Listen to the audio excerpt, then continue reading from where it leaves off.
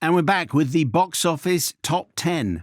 At number 14, interestingly, 14 here and 14 in America, is Women Talking. I walked into Picture House Central last week, and I realised, because they have it as you walk in up the stairs, they've got a women talking display. When you look at something from a certain angle, how they do those stair things. They use them in train stations. That last week was officially previews.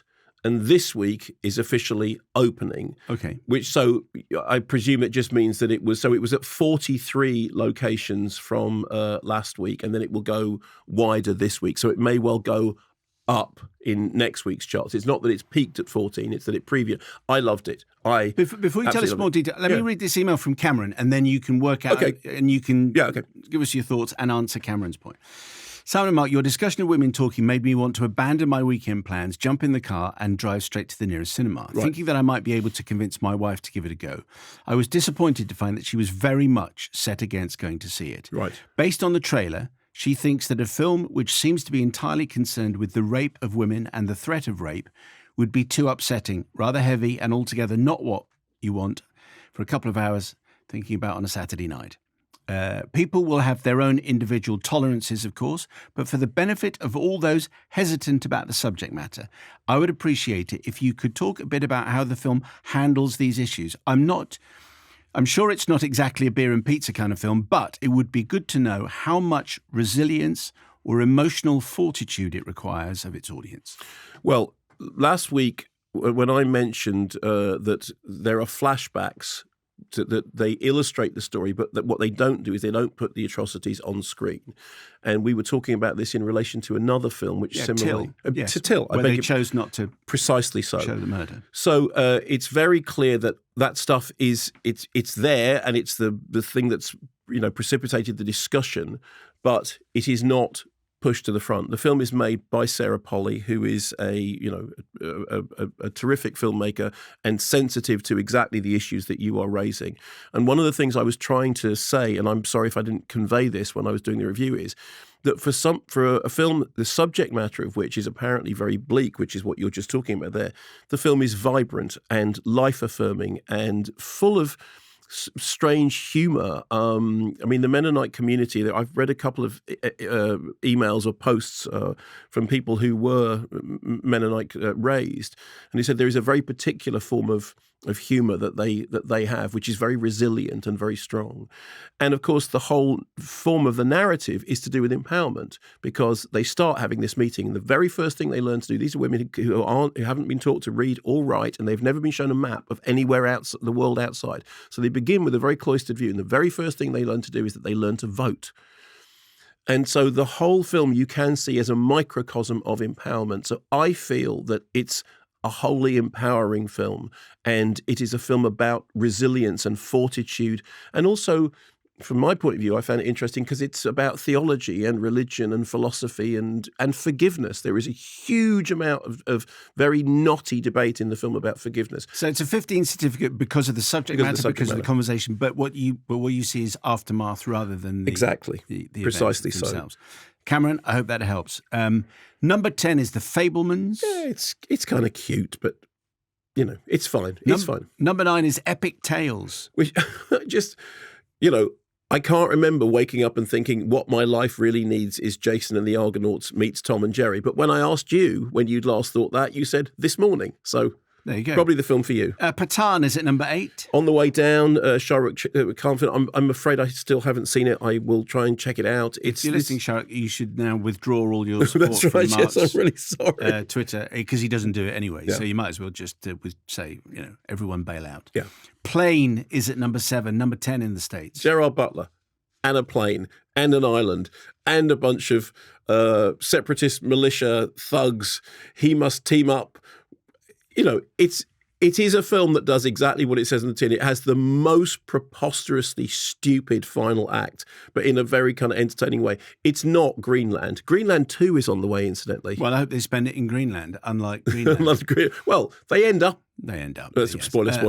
Well, it is called Greenland. So, The Whale is at 6 here, number 15 in the States. Do we have any emails, or shall I just...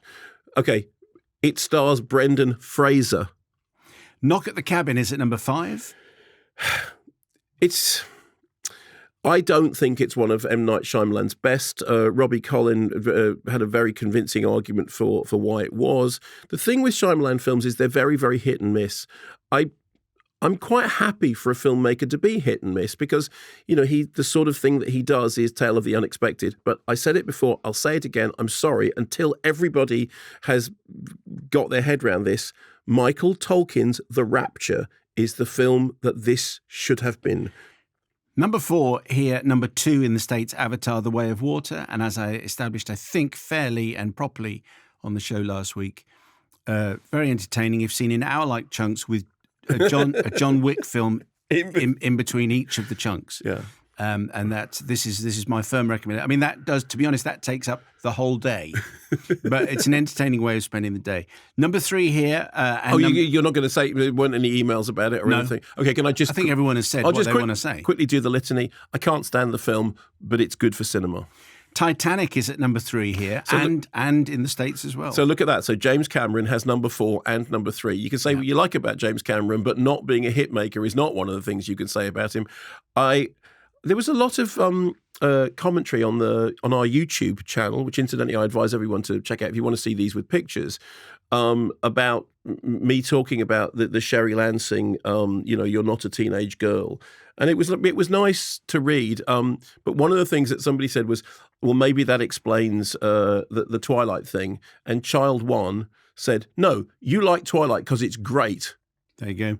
Answered. Well, on that point, Elliot Guthrie, to you fine sirs, having just heard Mark's Titanic 3D 4K IMAX review, when the good doctor says Titanic was for teenage girls, it probably is. However, as a teenage boy when it came out, I loved it and fell in love with Leo, and it was my starting point for a career in film and screenplay. Wow. There you go. Elliot, thank you very much. Thank you. Number 2 here, number 1 in the States, Magic Mike's Last Dance.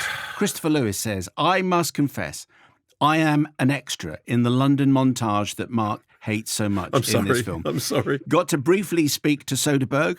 I told him I love Schizopolis, and he apologised for its existence. Jokingly, apparently. Yeah.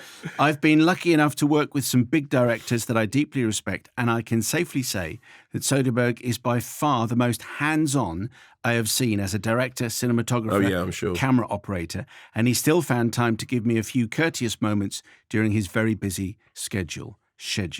I had a great time filming, so if the movie isn't very good, then I'm still happy it exists for the memories that I have. Yeah, and I have never heard anyone say a bad word about Soderbergh. He is absolutely hands-on. That's why sometimes when you look at the credits of his films, the words that appear the most are Steven Soderbergh. Right. If you've got a career like Steven Soderbergh, hey, you have the right to make a naff movie every now and then. Number 1 in the UK, number 5 in the States is Puss in Boots. Jonathan Hanna. I thought I'd just write in to join the chorus of church members shocked at Mark's dismissive review of Puss in Boots: The Last Wish, a film that had no right to be as good as it is, a story about confronting death which is palatable but never condescending for children. DreamWorks taking such care with the story and showing such craft with the animation for a sequel that could have easily just been churned out without a thought should be celebrated. The best personification of death since The Seventh Seal. Jamie in Glasgow. I'm writing this having just listened to the review of Puss in Boots, The Last Wish, and I can only disagree with Mark's assessment. My friends and I, all being film students, were interested in seeing the film, having heard the buzz surrounding it. We all attended a screening at our local cinema, and safe to say, I absolutely adored it. I found it extremely difficult to leave the cinema not inspired. The story tackled some particularly dark material, especially for a film accessible to a younger audience. In particular, the approach to death and the nature of people. Dealing with the inevitability of death in the way it did left a particularly profound effect, perhaps in its simple execution, while perhaps not as complex as other animated features on the awards list at the time of writing. I still haven't seen Pinocchio. I still believe this is well worth a watch solely for the absolutely stunning animation and vibrant, colourful action sequences. Finally, I'd like to give a shout out to my dad, Russell, who's been listening to your witterings since your review of Star Wars Phantom Menace. Jamie from Glasgow. Well, those are 2 emails, both of which are from emailers who got more from the film than I did. interesting that that's the third animated feature in the awards contention, which deals with death. I would say it doesn't do it in anything like as profound a way as either Pinocchio or Marcel do. And it may be that I've been spoiled for choice by the other animated offerings. But I don't know. It didn't work for me. It didn't work for Robbie. But I'm glad that it worked for you. Is this the kind of? Do you think this is, or maybe you get a sense for this, that maybe it's the kind of movie that you'll see again sometime and go, "All right, okay, I can see." Possible. I can see what people were talking about. It's entirely possible. Okay, so that's number one. Puss in Boots is the number one movie. Thanks very much for watching this video. I hope you enjoyed watching it as much as we enjoyed making it. While you're here, check out all the other videos because they're cool too, aren't they? Yeah, and if you want to keep up to date with everything Kermode and Mayo's Take, then check out our social channels. I mean, why wouldn't you? I mean, I would. I have done. Excellent.